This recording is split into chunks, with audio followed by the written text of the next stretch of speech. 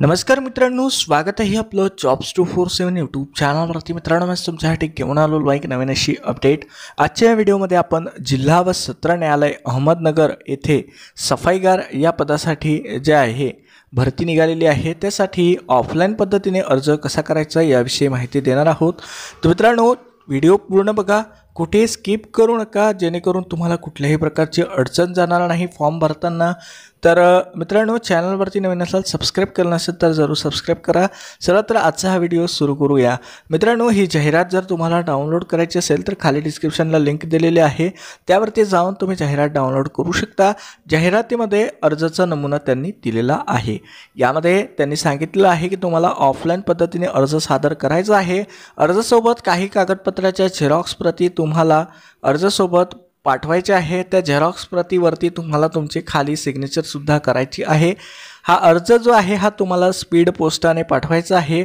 अर्ज पोहोचवण्याची शेवटची तारीख 24 एप्रिल 2024 सायंकाळी 6 वाजेपर्यंत राहणार आहे. तर यामध्ये जो आहे अर्ज करण्याचा पत्ता मी तुम्हाला सांगून देतो. यासाठी अर्ज करण्याचा पत्ता आहे प्रबंधक जिल्हा व सत्र न्यायालय अहमदनगर, DSP चौक, न्यायनगर, अहमदनगर. पिनकोड आहे 414-001.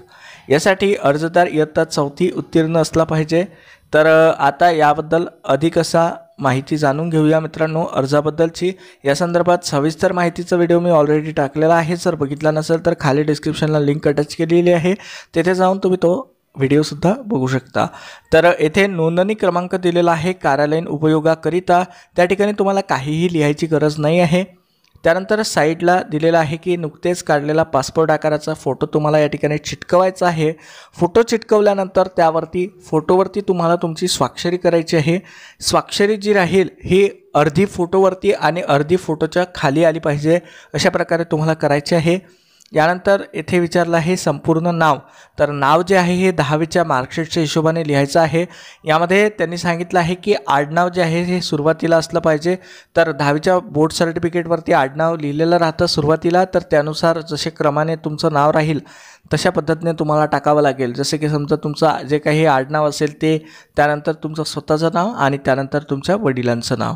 त्यानंतर पत्रव्यवहाराचा संपूर्ण पत्ता, तुम्ही जेथे राहत असाल तो पत्ता तुम्हाला या ठिकाणी टाकायचा आहे. कायमस्वरूपी संपूर्ण पत्ता जो तुमचा मूळ पत्ता असेल तो तुम्हाला या ठिकाणी टाकायचा आहे. राष्ट्रीयत्व या ठिकाणी जे आहे भारतीय लिहायचं आहे. अर्जदार महाराष्ट्र राज्याचा रहिवासी आहे का, तर होय करायचं आहे. ईमेल ID टाकायचा आहे. मोबाईल नंबर टाकायचा आहे. जेंडरमध्ये पुरुष, स्त्री किंवा इतर जे असेल ते तुम्हाला या ठिकाणी लिहायचं आहे. धर्म किंवा जात जे असेल ते तुम्हाला टाकायचं आहे. जातीचा प्रवर्ग जसे की अनुसूचित जाती, जमाती, इतर मागास प्रवर्ग, खुला प्रवर्ग, अशा प्रकारे जे काही प्रवर्ग असेल तो तुम्ही टाकू शकता. जन्मदिनांक, आता जन्मदिनांक जे असेल ते तुम्हाला तुमच्या बोर्ड सर्टिफिकेटनुसार टाकायचं आहे. त्यानंतर इथे विचारलं आहे जाहिरातीच्या तारखेस अर्जदाराचं वय. आता जाहिरातीची तारीख कोणती आहे, तर जाहिरात जर आपण बघितली मित्रांनो तर या ठिकाणी जे आहे येथे लिहिलेलं आहे जाहिरात प्रसिद्धीचा दिनांक जो आहे हा 8 एप्रिल 2024 आहे. तर तुमचं जे वय आहे हे 8 एप्रिल 2024ला तुमचं काउंट करण्यात आलेलं आहे आणि त्यानुसार जे आहे तुम्हाला या ठिकाणी तुमचं वय टाकायचं आहे. म्हणजे किती वर्ष, किती महिने आणि किती दिवसाचे तुम्ही आहात, तर ते या ठिकाणी टाकावं लागेल. यानंतर विचारलं आहे उमेदवार विवाहित आहे का. लग्न झालं असेल तर होय करायचं, नसेल तर नाही करायचं. आता लग्न झालं असेल आणि मुलांची संख्या त्यांनी विचारली आहे. लग्न झालं असेल तर तुम्हाला हयात असलेल्या मुलांची संख्या तुम्ही इथे लिहू शकता, जसे की 1, 2 जे असेल ते लिहू शकता. त्यानंतर त्यांनी विचारलं आहे की 28 मार्च 2005 नंतर जन्माला आलेल्या मुलांची संख्या किती आहे. आता 1 असेल किंवा 2 असेल तर ते तुम्ही टाकायचं. त्यानंतर येथे विचारलं आहे तुम्ही न्यायालयीन कर्मचारी आहात का. असेल तर होय करून त्या ठिकाणी तुमचं जे काही पद असेल, ज्या पदावर तुम्ही कार्यरत आहात ते तुम्ही टाकू शकता. नसेल तर नाही करायचं. अशाच प्रकारे शासकीय कार्यालयात कार्यरत असाल तर त्या कार्यालयाचं नाव आणि तुम्हाला नेमणूक कोणत्या तारखेत झाली होती त्याची माहिती तुम्ही देऊ शकता. नसेल तर नाही लिहिलं तरी चालेल. त्यानंतर आहे शासकीय कार्यालयात कार्यरत असाल तर तुम्ही NOC घेऊन अर्ज करणे गरजेचं आहे. जर तुम्ही NOC काढली असेल तर तुम्ही अर्ज करू शकता आणि शासकीय कार्यालयात कार्यरत नसाल तर अशा प्रकारे काही घ्यायची गरज नाही. त्यानंतर जे आहे विचारलं आहे उमेदवार दिव्यांग आहे का, जर तुम्ही असाल तर होय करू शकता। त्या संदर्भाचं तुम्हाला डॉक्युमेंट म्हणजे जे काही सर्टिफिकेट राहतं दिव्यांगत्वाचं ते तुम्हाला अर्जासोबत जोडावं लागेल, त्याची झेरॉक्स प्रत सेल्फ अटेस्टेड करून जोडावी लागेल। आता सेल्फ अटेस्टेड म्हणजे जे आहे स्वतःची साईन करायची राहते झेरॉक्स प्रतीवरती। यानंतर विचारलं आहे अवगत असलेल्या भाषा, आता यामध्ये तुम्हाला कोणकोणती भाषा माहीत आहे, जसे मराठी आहे, हिंदी आहे, इंग्रजी आहे, इतर जे काही असेल ते तुम्ही यामध्ये नमूद करू शकता। यानंतर विचारलं आहे शैक्षणिक अर्हता, आता शैक्षणिक अर्हता जर बघितली तर यामध्ये जे आहे किमान अर्हता 4थी विचारली आहे तर 4थी टाकायचं। परीक्षा मंडळाच्या ठिकाणी तुम्ही तुमच्या शाळेचं नाव टाकू शकता। उत्तीर्ण झाल्याचं वर्ष, आता 4थी कोणत्या वर्षी तुम्ही उत्तीर्ण झाले आहात ते टाकायचं, टक्केवारी टाकून द्यायची। जर समजा तुमच्याकडे 4थीची टक्केवारी उपलब्ध नसेल तर अंदाजे 50% तुम्ही टाकू शकता। यामध्ये जे आहे 4थीची टक्केवारी टाकणे तुम्हाला गरजेचं आहे, त्याशिवाय तुमचा अर्ज जो आहे हा रिजेक्ट केला जाऊ शकतो। त्यानंतर तुम्ही 10वी झाले असाल तर 10वीची माहिती देऊ शकता। परीक्षा मंडळाच्या ठिकाणी 10वीचं बोर्डाचं नाव टाकू शकता, जसं की अमरावती विभागीय मंडळ राहतं किंवा महाराष्ट्र स्टेट बोर्ड टाकू शकता तुम्ही, अशा प्रकारे नावं टाकू शकता परीक्षा मंडळाच्या ठिकाणी।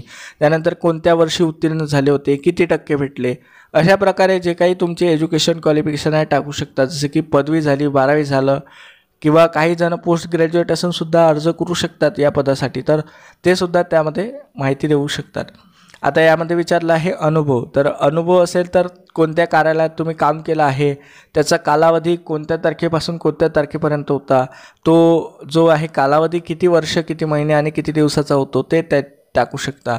यानंतर विचारलं आहे तुमच्या विरुद्ध काही फौजदारी कार्यवाही प्रलंबित आहे का, जर असेल तर त्या संदर्भाची जे काही पावती राहते किंवा जे काही असेल जे काही डॉक्युमेंट्स राहतात ते तुम्ही अटॅच करू शकता। यामध्ये विचारलं आहे तुम्हाला फौजदारी न्यायालयाने दोषी ठरवलं आहे का, ज्याचे उत्तर होय किंवा नाही मध्ये तुम्हाला द्यावे लागतील। हे तुमचे पर्सनल क्वेश्चन आहेत तर त्यामध्ये तुम्हाला होय किंवा नाही द्यायचे आहे।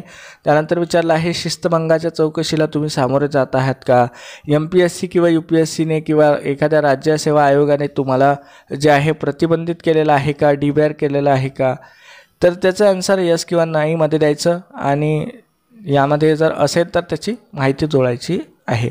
त्यानंतर विचारलं आहे उमेदवाराला चारित्र्याचे दाखले दिलेल्या व्यक्तीची नावे आणि पत्ता, आता कोणतेही 2 व्यक्तीची तुम्ही नावे लिहू शकता जे की एखाद्या प्रशासकीय ठिकाणी किंवा नगरसेवक असतील, काही डॉक्टर, वकील, इंजिनियर किंवा इतर एखाद्या प्रायव्हेट कंपनीमध्ये देखील एखाद्या चांगल्या पदावरती असतील, कार्यरत असतील, तर तुम्ही त्यांचं नाव, त्यांचा पत्ता तुम्ही यामध्ये द्यायचा आहे आणि त्यांच्याकडून जो आहे चारित्र्याचा दाखला तुम्हाला घ्यायचा आहे। आता असे 2 व्यक्तीकडून तुम्हाला घ्यायचा आहे आणि तो दाखला जो आहे तुम्हाला अर्जासोबत जोडून पाठवायचा आहे। यामध्ये खाली दिलेला आहे दिनांक, अर्जदाराचं नाव, आता अर्जासोबत जोडलेल्या कागदपत्राचा तपशील, तर यामध्ये जे आहे या जाहिरातीमध्ये जे आहे एकदम स्पष्टपणे कोणकोणते डॉक्युमेंट जोडायचे याबद्दल माहिती दिलेली नाही आहे, परंतु याआधी म्हणजे 1 आठवड्याआधी जे आहे एक जाहिरात प्रसिद्ध केलेली होती जिल्हा न्यायालय औरंगाबाद खंडपीठाअंतर्गत, तर त्यामध्ये जे आहे कोणकोणते डॉक्युमेंट्स मागितले आहेत तशा प्रकारचे डॉक्युमेंट्स तुम्ही यामध्ये अटॅच करू शकता। या व्हिडिओच्या शेवटी मी तुम्हाला त्याचा स्क्रीनशॉट दाखवून देईल। यानंतर आहे प्रतिज्ञापत्र, हे प्रतिज्ञापत्र तुम्हाला भरून पाठवायचं आहे, हे ओरिजिनल पाठवायचं आहे प्रतिज्ञापत्र। यामध्ये तुम्हाला तुमचं नाव लिहायचं आहे। आता यामध्ये जे आहे तुमचं वय किती आहे, काय आहे याबद्दल माहिती द्यायची आहे। आता यामध्ये विचारलं आहे आज रोजी मला डॅश डॅश डॅश इतकी हयात मुले आहेत आणि त्यापैकी जन्माला आलेल्या मुलांची संख्या इतकी आहे। आता 1 असेल, 2 असेल, जे असेल तो नमूद करू शकता। त्यानंतर त्याचा जन्मदिनांक काय आहे ते नमूद करू शकता। आता काही विद्यार्थी अविवाहित आहेत तर त्या ठिकाणी जे आहे अशा उमेदवारांना डॅश करून द्यायचं आहे किंवा 0 मुलांची संख्या जिथे विचारली आहे त्या ठिकाणी 0 लिहू शकता। आणि जे आहे हे प्रतिज्ञापत्र जे आहे मित्रांनो हे प्रत्येकाला अटॅच करायला त्यांनी सांगितलं आहे, जसं कारण यामध्ये त्यांनी खाली पॉईंट नंबर 4 मध्ये विचारलं आहे की फौजदारी गुन्हा दाखल नाही आहे माझ्या विरुद्ध, तर त्याबद्दलचं आहे। तर त्यामुळे यामध्ये एकाच प्रतिज्ञापत्रात त्यांनी 2-3 मुद्द्यांचा समावेश केला आहे, त्यामुळे हे प्रतिज्ञापत्र विवाहित आणि अविवाहित अशा दोनही उमेदवारांना जोडणे गरजेचं आहे। आणि खाली ते विचारलं आहे नाव आणि सही, तर नाव आणि सही करून घ्यायचं आणि स्थळ आणि दिनांकाच्या ठिकाणी स्थळ जेथून तुम्ही अर्ज करत आहात त्याचं स्थळ आणि दिनांक जे आहे ज्या दिवशी अर्ज करत असाल त्या दिनांक तुम्ही टाकू शकता। यानंतर आहे चारित्र्य प्रमाणपत्र, हे चारित्र्य प्रमाणपत्र जे आहे संबंधित व्यक्तीकडून तुम्हाला भरून घ्यायचं आहे की ते तुम्हाला मागील 8 ते 10 वर्षापासून ओळखतात बा, तुमचं वर्तवणूक आणि चारित्र्य चांगलं आहे. तसेच ते व्यक्ती जे आहे हे तुमचे नातेवाईक नाही आहे. नातेवाईक व्यक्तीकडून जर तुम्ही घेत असाल तर चारित्र्य प्रमाणपत्र व्हॅलिड राहणार नाही, कारण यामध्ये दिलेलं आहे की संबंधित व्यक्ती माझे नातेवाईक नाहीत, अशा प्रकारचं हे प्रमाणपत्र आहे. आता प्रमाणपत्र देणाऱ्याचं नाव आणि सही जे आहे या ठिकाणी तुम्हाला त्यांची भरून घ्यायची आहे, त्यांचा मोबाईल नंबर टाकायचा आहे. अशा प्रकारे हे सर्टिफिकेट तुम्हाला 2 वेगवेगळ्या व्यक्तीचं भरून घ्यायचं आहे आणि हे सुद्धा अटॅच करायचं आहे. आता कोणकोणते कागदपत्र अटॅच करायचे आहे तर मी तुम्हाला एकदा स्क्रीनशॉट काढून ठेवलेला आहे त्या ओरिजिनल याचा, म्हणजे जे जाहिरात होती प्रसिद्ध करण्यात आलेली होती औरंगाबाद खंडपीठाची, तर त्यामध्ये दिलेलं आहे.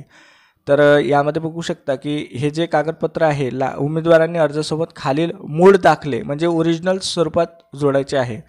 तर यामध्ये जे आहे पासपोर्ट आकाराचा फोटो झाला, त्यानंतर एक एक्स्ट्रा लिफाफा त्यांनी यामध्ये सांगितलेला होता की तुम्हाला 5 रुपयाचं पोस्टाचं तिकीट लावलेला कोरा पाकिट तुम्हाला पाठवायचं आहे. तर प्रतीच्या ठिकाणी जे आहे तुम्हाला तो लिफाफ्याच्या ठिकाणी तुम्हाला तुमचा पत्ता लिहावा लागेल. कोरा लिफाफा एक एक्स्ट्रा अटॅच करायचा आहे अर्जासोबत. म्हणजे हा लिफाफा कशासाठी अर्जासोबत जोडायचा, तर ह्या लिफाफ्याच्या वरती जो तुम्ही तुमचा ॲड्रेस टाकाल आणि समजा तुमचं नाव लघुसूचीमध्ये आलं तर त्या ठिकाणी जे आहे तुम्ही जो पत्ता टाकता त्या लिफाफ्यावरती त्यावरती तुम्हाला तुमचं परीक्षेसाठीचं हॉल तिकीट जे आहे हे पाठवलं जातं. यामध्ये आणखी सुद्धा काही डॉक्युमेंट्स आहे जसे की NOC सर्टिफिकेट आहे, तर ते तुम्हाला जोडायची गरज नाही. जर तुम्ही कर्मचारी असाल शासकीय तरच तुम्हाला NOC सर्टिफिकेट जोडावं लागेल. आता 2 प्रतिष्ठित व्यक्तींनी दिलेले चारित्र्य संपन्नतेचे सर्टिफिकेट्स हे अटॅच करायचे आहे ओरिजिनल स्वरूपात. लहान कुटुंबाबाबतचं प्रतिज्ञापत्रसुद्धा अटॅच करायचं आहे आणि यामध्ये खालील जे झेरॉक्स प्रती आहे ह्यासुद्धा अटॅच करायच्या आहे. आता झेरॉक्स प्रती कोणत्या तर 4वी 7वी 10वी 12वी अशा प्रकारच्या झेरॉक्स प्रती तुम्ही गुणपत्रक किंवा सर्टिफिकेट जोडू शकता. जन्मतारखेचा दाखला ज्यामध्ये तुम्ही 10वीचं बोर्ड सर्टिफिकेट अटॅच करू शकता. दिव्यांगत्व असाल तर दिव्यांगत्वाचा दाखला तुम्हाला जोडावा लागेल. मागासवर्गीय प्रवर्गातील उमेदवार असेल तर जातीचा दाखला. सफाई कामाचा काही अनुभव असेल तर त्याचं सर्टिफिकेट जोडू शकता. डोमेसाईल सर्टिफिकेट अटॅच करू शकता. विवाहित महिला उमेदवार असेल तर गॅजेट सर्टिफिकेट किंवा जे विवाह प्रमाणपत्राची प्रत राहते ती अटॅच करू शकता. त्यानंतर जे आहे आपलं सेवायोजन कार्यालयामध्ये जे महास्वयं राहतं वेबसाईट त्यावरती रजिस्ट्रेशन केलं असेल रोजगारसाठी नोंदणीकरिता तर त्याची पावती तुम्ही अटॅच करू शकता. अशा प्रकारचे कागदपत्र तुम्हाला अर्जासोबत जोडणे पाठवायचे आहे. आता हा अशा प्रकारचा एक लिफाफा आहे, हा मेन लिफाफा आहे मित्रांनो आपला. यावरती तुम्हाला लिहायचं आहे 2च्या ठिकाणी मी जे लिहिलेलं आहे अशा प्रकारे प्रबंधक जिल्हा व सत्र न्यायालय अहमदनगर DSP चौक न्यायनगर अहमदनगर 414-001 या पत्त्यावरती तुम्हाला अर्ज करायचा आहे. आणि प्रेषकच्या ठिकाणी जे आहे खाली मी लाईन आखून ठेवलेलं आहे आणि ते लिहिलं आहे की येथे अर्जदाराने स्वतःचा पत्ता नमूद करायचा आहे. प्रेषक म्हणजे तुम्ही स्वतः आहात, तर तुम्ही कुठून अर्ज करत आहात ते लिहायचं आणि लिफाफ्याच्या वरती तुम्हाला लिहायचं आहे की सफाईगार या पदाकरिता अर्ज. तर त्या पदाकरिता तुम्ही अर्ज करत आहात त्यामुळे तुम्हाला ते नमूद करणे गरजेचं आहे. आता एक कोरा लिफाफा मी तुम्हाला अर्जासोबत जोडायला सांगितला आहे आणि येथे 2 लिहिलेला आहे, तर 2च्या खाली जो आहे तुम्हाला तुमचा पत्ता लिहून पाठवायचा आहे अर्जासोबत. हा जो लिफाफा आहे एक्स्ट्रावाला हा तुम्हाला अर्जासोबत अटॅच करायचा आहे आणि हा लिफाफा आपला मूळ लिफाफा राहील आणि हा लिफाफा जो राहील हा तुम्हाला स्पीड पोस्टाने पाठवायचा आहे. मित्रांनो, स्पीड पोस्टाने जर तुम्ही अर्ज पाठवला तरच तो ग्राह्य राहील अशा प्रकारे त्यांनी जाहिरातीमध्ये नमूद केलेलं आहे. तर अशा प्रकारे मित्रांनो ही संपूर्ण असा अर्जाची पद्धत होती. जर समजा तुम्हाला हा समजला नसेल व्हिडिओ तर पुन्हा एकदा बघू शकता आणि औरंगाबाद खंडपीठाचा साठी सुद्धा मी व्हिडिओ टाकलेला आहे, तर तो सुद्धा बघू शकता तुमच्या अधिक समजून घेण्यासाठी. तर मित्रांनो हा व्हिडिओ आपल्या मित्रांसोबत शेअर करा, लाईक करा, चॅनलला सबस्क्राईब करायला विसरू नका. भेटूया अशाच एका नवीन व्हिडिओमध्ये. धन्यवाद.